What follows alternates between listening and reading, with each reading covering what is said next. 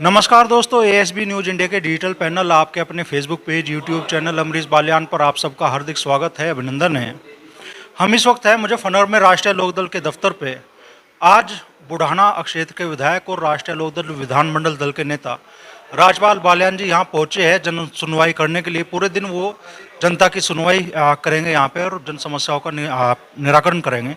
लेकिन इस बीच में लोगों की नज़रें लगी हुई है 4 तारीख को जो मतगणना होनी है उस पर।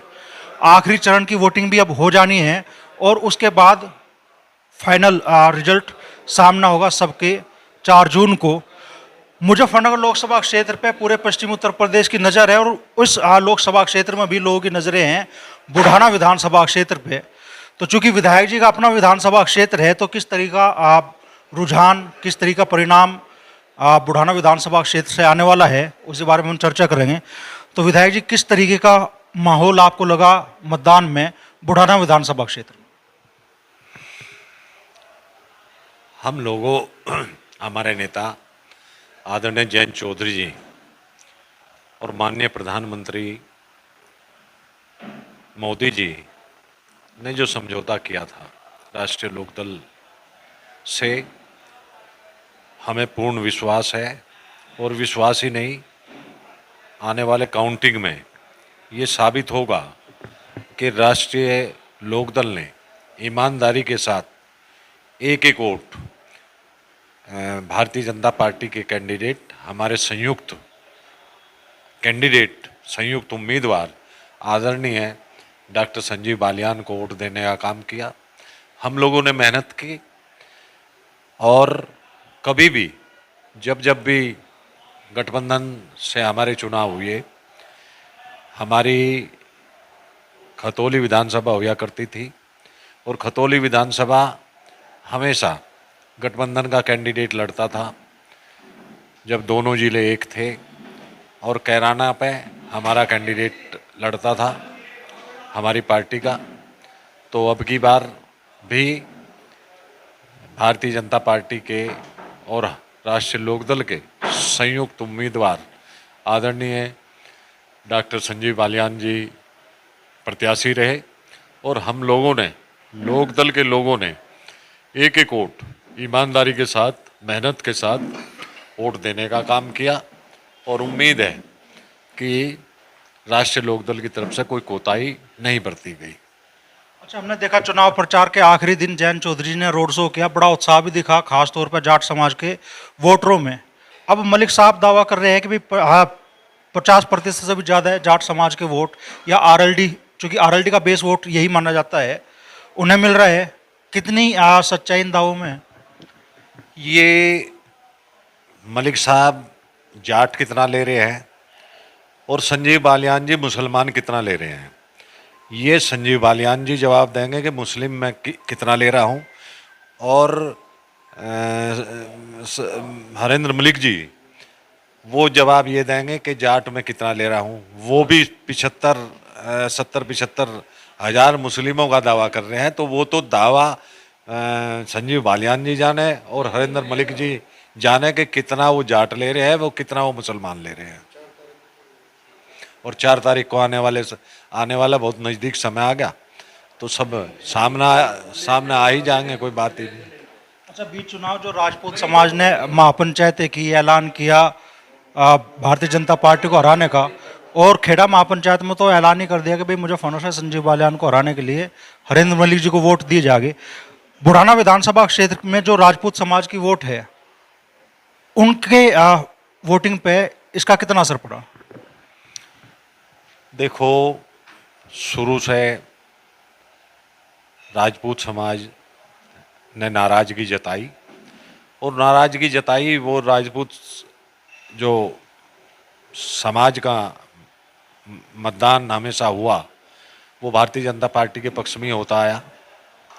वैसे तो मुझे भी अच्छा खासा वोट मिला था जब भारतीय जनता पार्टी के विरोध में चुनाव लड़े, तो मुझे भी उन्होंने वोट दिया था। आज उन्होंने नाराज़गी में कुछ वोट हरेंद्र मलिक जी को दिया, तो और ऐसा नहीं कि हमारा ही यहाँ बुढ़ाना विधानसभा या मुजफ्फरनगर लोकसभा पे ही एक इतिहास कायम किया। राजपूतों ने तो लेके गोरखपुर और बलिया और आजमगढ़ तक नाराजगी जताई। तो कितनी नाराजगी वो इंडिया गठबंधन को देने का काम किया, या कितना उन्होंने भारतीय जनता पार्टी को, ये सब 4 तारीख में क्लियर हो जाएगा। अच्छा, बड़ा दावा गठबंधन की ओर से मुस्लिम वोटों पे था, बीजेपी और आरएलडी गठबंधन की ओर से। बुढ़ाना विधानसभा क्षेत्र में मुस्लिम कितनी बड़ी तादाद में संजीव बालियान जी को मिला है, इस गठबंधन को मिला है? देखो, ये तो नहीं बताया जा सकता कि भाई कि कोई काउंटिंग हाथ में नहीं होता। काउंटिंग अगर हाथ में होता तो सारी चीज सामने पहले ही आ जाया करती। लेकिन ये मुझे पूर्ण विश्वास है कि बुढ़ाना विधानसभा पे मुस्लिम वोट ठीक ठाक संजीव बालियान को मिला। संख्या भी नहीं, आप वो कितना मिला कितना नहीं मिला वो समय बताओगा। वो मैं आपको पहले ही कह चुका। आपने जाट समाज की बात करी, मैं मुसलमान समाज की बात करी, उसका जवाब हमारे दोनों प्रत्याशी डॉक्टर संजीव बालियान जी और हरिंद्र मलिक जी देंगे कि उन्हें कितना अंदाज उनको है, कितना अंदाज उनको है। लेकिन हम साथ रहे, हमने चुनाव लड़ाया। मुस्लिम मतदाता कुछ हमारे पार्टी के हिसाब से बुढ़ाना विधानसभा की मुझे जानकारी है, तो मुस्लिम मतदाता ठीक ठाक संख्या में, जिस तरीके से मुस्लिम और फूल दोनों चीज़ थोड़ा आपस में एक दूसरे का विरोधी है, उन हालात में जिन मुसलमानों ने डॉक्टर संजीव बालियान को वोट दी, मैं उन्हें बहुत उनका धन्यवाद करता हूं। और मेरे हिसाब से बुढ़ाना विधानसभा मुसलमानों ने ठीक ठाक वोट दिया।